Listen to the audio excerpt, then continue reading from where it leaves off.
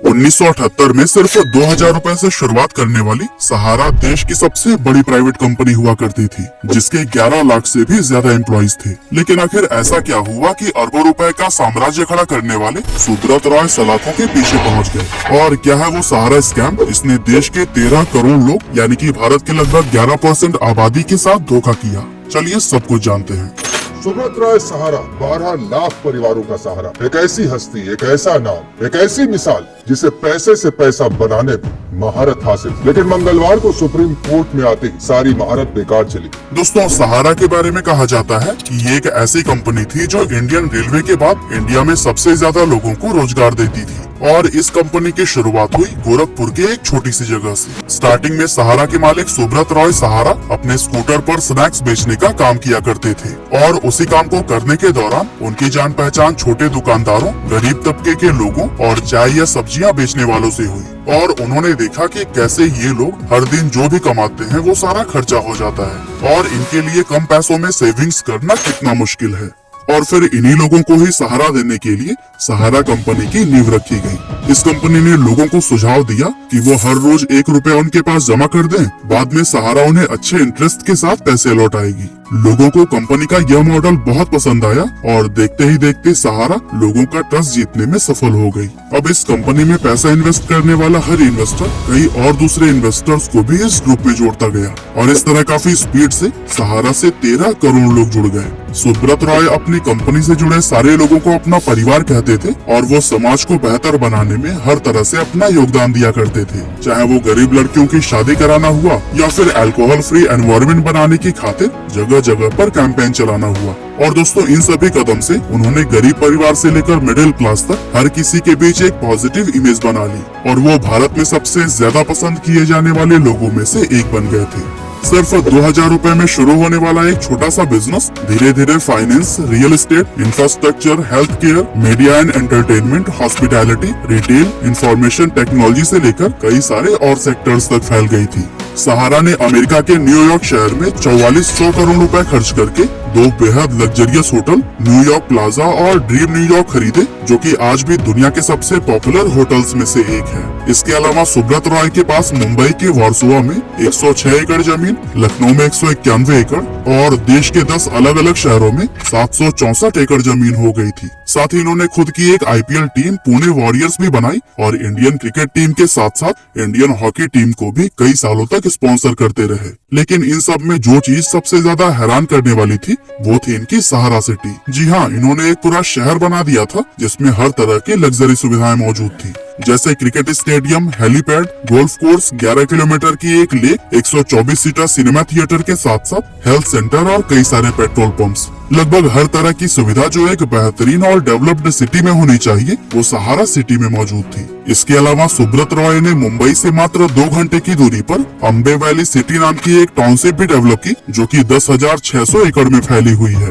और इस टाउन में करीब 800 ऐसी लग्जरी बंगलो हैं जिनकी कीमत 5 से लेकर 20 करोड़ रुपए के बीच में है। यहाँ 3 मैन मेड लेक्स बनाई गई हैं। इसके अलावा कई लग्जरी रेस्टोरेंट, 1300 यार्ड्स का एयरपोर्ट और मूवी हॉल की जैसे कई तरह की हाई क्लास फैसिलिटी इस टाउन में अवेलेबल कराई गई थी। और दोस्तों, उस टाइम सुब्रत रॉय बड़े बड़े पॉलिटिशियंस, फिल्म स्टार और देश के पावरफुल लोगों के बीच काफी फेमस थे, और उनसे उनके काफी अच्छे रिलेशंस हुआ करते थे। इसीलिए इस एम्पायर को खड़ा करने में उनका भी काफी सपोर्ट मिला। लेकिन फिर सहारा पर पहली बार मुसीबत साल 1996 में तब आई जब एक इनकम टैक्स ऑफिसर की नजर इस ग्रुप पर पड़ी, और उसने कंपनी में आने वाले हर पैसे का हिसाब मांगना शुरू कर दिया। उस समय सुब्रत रॉय ने कुछ फेमस नेताओं का नाम लिया और कहा कि कंपनी में पैसे इन्हीं लोगों के थ्रू आते हैं। अब अपना नाम आने पर नेताओं को एक्सपोज होने का डर लगने लगा, इसीलिए उस इनकम टैक्स ऑफिसर का ही ट्रांसफर करा दिया गया।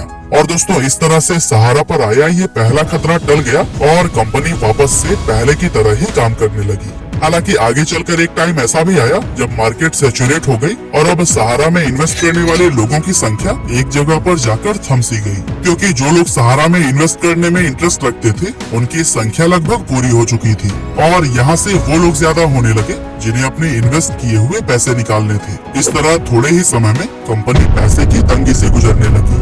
अब ऐसे में इस प्रॉब्लम से निकलने के लिए सुब्रत रॉय ने कंपनी का IPO लाने के बारे में सोचा, और बस यहीं से कंपनी और सुब्रत रॉय के बुरे दिन शुरू हो गए। एक्चुअली 30 सितंबर 2009 को उनकी कंपनी ने अपने आईपीओ के लिए सेबी में डीआरएचपी दाखिल किया। बेसिकली डीआरएचपी एक तरह से कहा जाए तो कंपनी का बायोडेटा होता है, जिसमें उससे जुड़ी सारी अहम जानकारियां मेंशन की गई होती हैं, जिसकी जांच के बाद अगर सब कुछ ठीक रहा तो फिर सेबी कंपनी को आईपीओ लाने का परमिशन देती है। अब जब सेबी ने सहारा के डीआरएचपी को पढ़ा तो फिर उसे इसकी दो companies Sahara India real estate corporation limited और Sahara housing investment corporation limited की पैसे जुटाने की प्रोसेस में कुछ गड़बड़ी दिखाई दी। और इसी दौरान 25 दिसंबर 2009 और 4 जनवरी 2010 को सेबी को 2 शिकायतें भी मिली, जिसमें बताया गया कि सहारा गलत तरीके से लोगों से पैसे जुटा रही है। और इन शिकायतों से सेबी का शक और बढ़ गया और उसने इन दोनों कंपनीज की जांच शुरू कर दी। सेबी ने अपनी जांच में पाया कि इन दोनों कंपनीज ने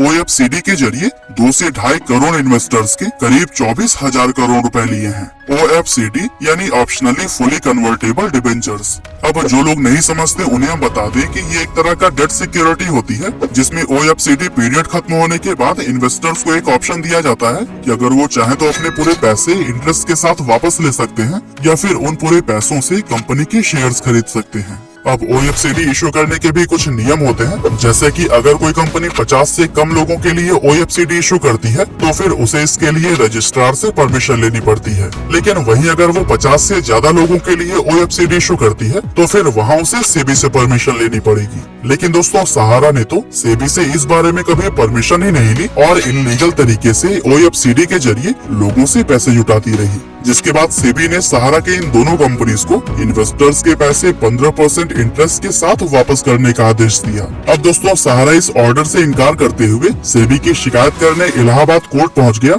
लेकिन हाई कोर्ट ने भी सेबी के ही फैसले का समर्थन किया और सहारा को सारे इन्वेस्टर्स के पैसे लौटाने को कहा। अब हाई कोर्ट से भी राहत न मिलने पर सहारा को सुप्रीम कोर्ट तक जाना पड़ा, लेकिन सुप्रीम कोर्ट ने जब सहारा से उनके जुटाए गए फंड के सोर्स के बारे में सबूत मांगे तो फिर सहारा सुप्रीम कोर्ट को भी कोई सटीक जवाब नहीं दे पाया, जिसके बाद अगस्त 2012 में सुप्रीम कोर्ट ने उनकी दोनों कंपनीज को सेबी के साथ मिलकर इन्वेस्टर्स का पैसा 3 महीने के अंदर 15% इंटरेस्ट के साथ चुकाने के लिए कहा। साथ ही सुप्रीम कोर्ट के ऑर्डर में ये भी कहा गया कि सहारा सेबी को सारे ओएफसीडी होल्डर्स की डिटेल प्रोवाइड करे। और दोस्तों सुप्रीम कोर्ट के आदेश का पालन करते हुए सहारा 127 ट्रक से भरे कागज लेकर सेबी के ऑफिस पहुंच गया, जिनमें इन्वेस्टर्स की डिटेल्स मौजूद थी। लेकिन दोस्तों इन फाइल्स में भी सभी इन्वेस्टर्स की जानकारी नहीं थी, जिसके बाद सुप्रीम कोर्ट और सेबी दोनों ही इस मामले को मनी लॉन्ड्रिंग की तरह लेने लगे।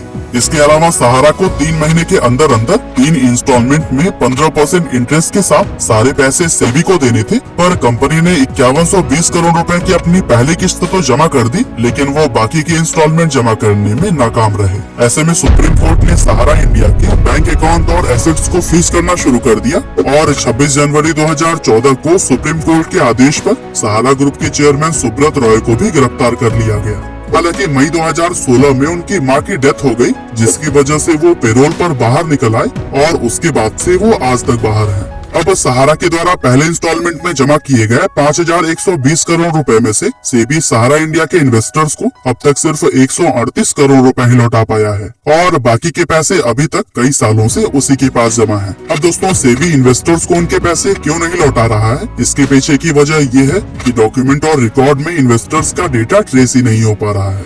अब दोस्तों हालात ये है कि न ही सेबी इन्वेस्टर्स को पैसे लौटा पा रही है और न ही सहारा बाकी के पैसे और डॉक्यूमेंट सेबी को दे रहा है। अब यहाँ सहारा ग्रुप का कहना है कि उसने सेबी को 22,000 करोड़ रुपए जमा करा दिए हैं, लेकिन सेबी कहता है कि सहारा द्वारा लौटाए गए पैसों से रिलेटेड कोई भी डॉक्यूमेंट उनके पास नहीं है और इस तरह से ये सारा मामला बीच में ही लटका पड़ा है। अब देखना ये है कि सरकार सहारा के बेसहारा इन्वेस्टर्स के हित में कोई ठोस कदम उठा पाती है या फिर नहीं। वैसे आप इस स्कैम के बारे में क्या सोचते हैं? अपना जवाब हमें कमेंट में जरूर बताइएगा।